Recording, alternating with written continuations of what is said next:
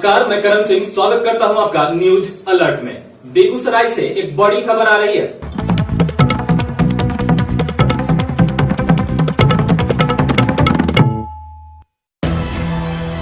अगर Bharatiya Janata party Bachhwara 142 seat जीतना चाहती है, भारतीय जनता पार्टी को सुधीर कुमार मुन्ना को टिकट देना पड़ेगा। और जब सुधीर कुमार मुन्ना को टिकट भारतीय जनता पार्टी देकर के अपना उम्मीदवार बनाएगी, अपना प्रत्याशी बनाएगी, तो निश्चित रूप से भारतीय जनता पार्टी के झोली में या बछवाड़ा सीट को जीत करके हम यहाँ से देंगे। ये बोल हैं बछवाड़ा विधानसभा के सबसे अधिक दावेदार उम्मीदवार सह मुखिया सुधीर कुमार राय मुन्ना के। जी हां, चुनावी सरगर्मियों के बीच बिहार के विधानसभा के सबसे हॉट सीटों में से एक बछवाड़ा विधानसभा क्षेत्र एक बार फिर से चर्चा में बना हुआ है। बता दें कि एनडीए अभी तक बछवाड़ा विधानसभा के सीटों पर अपना खाता भी नहीं खोल पाई है। वहीं दूसरी ओर चुनाव नजदीक आते ही उम्मीदवारों की एक लंबी लाइन ने पार्टी के वरीय पदाधिकारियों को भी असमंजस में डाल रखा है। हालांकि आंकड़े बताते हैं कि जिस वक्त 2010 में एनडीए की लहर थी, तो एकमात्र बछवाड़ा विधानसभा सीट से ही भारतीय कम्युनिस्ट पार्टी के उम्मीदवार अवधेश राय ने जीत हासिल की थी। लेकिन इस बार बछवाड़ा के वर्तमान विधायक रामदेव राय के असामयिक निधन के बाद दर्जनों कार्यकर्ता एवं नेता बछवाड़ा विधानसभा सीट से अपने उम्मीदवारी के लिए पार्टी कार्यालय से लगातार संपर्क बनाए हुए हैं। हालांकि सूत्रों की माने तो इस बार बछवाड़ा विधानसभा सीट से एनडीए के लिए सुधीर कुमार राय मुन्ना की दावेदारी प्रबल मानी जा रही है। हालांकि इन सारी अटकलों पर महागठबंधन के दिवंगत विधायक रामदेव राय के पुत्र शिव प्रकाश गरीबदास पानी फेर सकते हैं।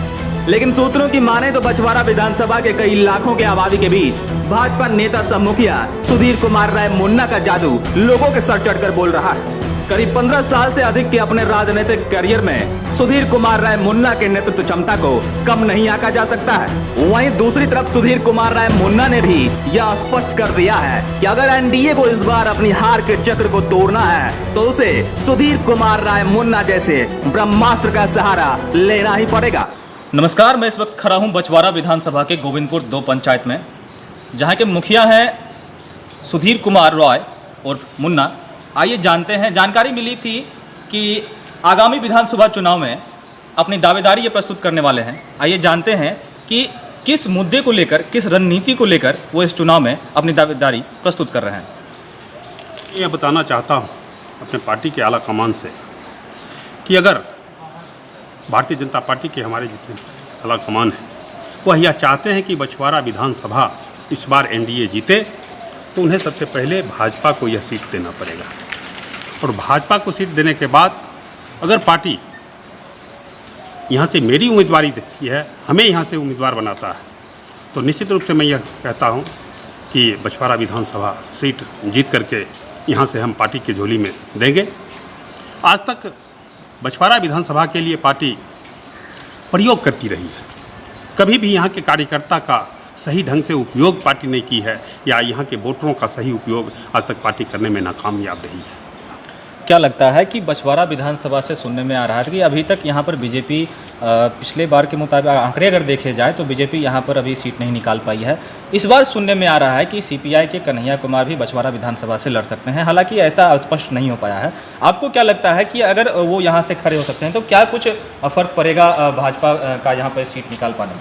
नहीं, अगर कन्हैया कुमार यहाँ से खड़ा होते हैं तब तो 200% हम यहाँ से जीतेंगे। 200% आंख मूंद करके भी अगर तब भारतीय जनता पार्टी अगर चुनाव यहाँ से लड़ेगी तो चुनाव भारतीय जनता पार्टी जीत जाएगी यहाँ से। कन्हैया कुमार अगर होते हैं तो, क्योंकि कन्हैया कुमार का यहाँ बछवाड़ा में कोई अपना नहीं है। पिछले लोकसभा चुनाव में यहाँ से हम 46,000 वोटों से उनको हरा करके यहाँ से भेजे हैं। उनसे ये एक बात और जानना चाहूँगा मैं सुधीर जी, कि आपको क्या लगता है कि इस बार के चुनाव में आपको कितना वोट यहाँ के वोटर देने वाले हैं? निश्चित रूप से मैंने कहा ना, जो ऐसी फिजा बनेगी कि कम से कम बछवाड़ा विधानसभा से इस बार अगर भारतीय जनता पार्टी का उम्मीदवार हुआ तो निश्चित रूप से, और उसमें भी मगर मैं उम्मीदवार हुआ तो 90,000 से ऊपर जाकर के हमारा वोट यहाँ पर मिलेगा, भारतीय जनता पार्टी को मिलेगा और एक विशाल मत से भारतीय जनता पार्टी यहाँ से जीत करके जाएगा। अगर आपको टिकट मिलता है और आप जीत जाते हैं, किस मुद्दे के साथ आपका यहाँ पे लोगों का जो बहुमत आपको दिया जाएगा, किस मुद्दे से आप आगे बढ़ेंगे, आपकी रणनीति क्या रहेगी? मैं ज़मीन से जुड़ा हुआ लोग हूँ।